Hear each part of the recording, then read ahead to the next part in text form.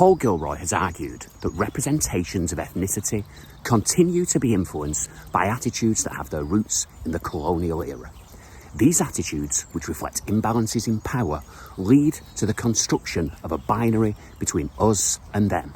We, us, and I hope you can hear the inverted commas there, are the civilized ones. They are the threat to our values, to our way of life. They are other. Think about how some of the texts that you've studied portray this sense of otherness. Think about how many of the scenes in Formation, Beyoncé celebrates this otherness as a vital part of her identity. While at the end of the video, as that boy faces down the police, otherness again is a threat to the values of us.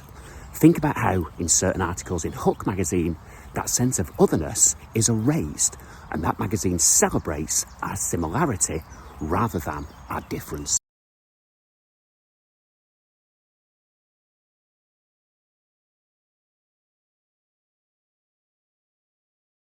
Now, Stuart Hall believed that stereotyping is the direct result of inequalities of power in society that are reflected in inequalities of power in the media. And these inequalities often lead to the weaker, less powerful groups being represented in ways that are negative and reductive, and reduce them to 2 or 3 simple, often negative characteristics. It's a theory that very much overlaps and coincides with Paul Gilroy's post-colonial theory, and in common with that, it's a theory in which these oppressed, marginalised groups are often represented as other, not sharing our civilised values, creating an us versus them binary.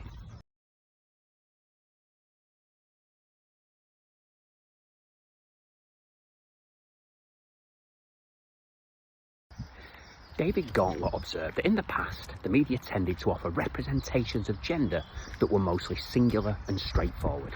Think of that 1950s housewife hugging her beloved box of Tide. Meanwhile, in the modern media, we receive a more diverse range of representations from which we're free to pick and mix our identities.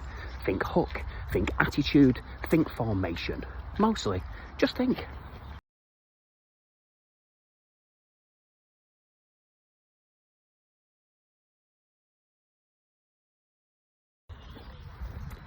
Lisbeth van Zoonen observed that gender is constructed through discourse, meaning that, rather than its meaning being fixed, it is constantly being remade according to social, cultural and historical context. She also observed that the display of women's bodies as objects to be looked at has always been a core element of Western patriarchal culture, and that different codes apply when it comes to the objectification and presentation of male and female bodies.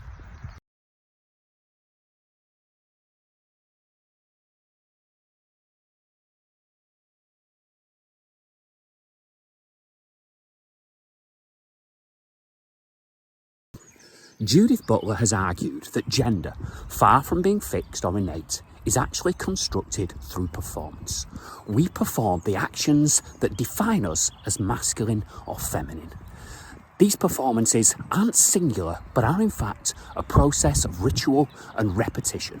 Think, for example, of Zoella, those makeup tutorials, performing the ritual and repetition of what it means in society to be feminine. Gender is performance.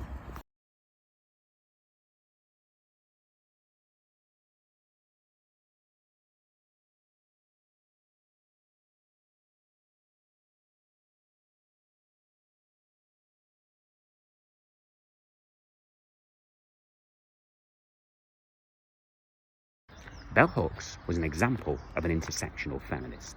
That meant she focused her work on the way in which overlapping inequalities such as gender, race and class can cause multiple forms of oppression. For her, feminism was not simply a lifestyle choice, it was a political cause to dismantle those systems of oppression. Now think about this in relation, for example, to Beyoncé's Formation. Beyoncé might well have given us a banger there, but did she do enough to dismantle those systems of oppression?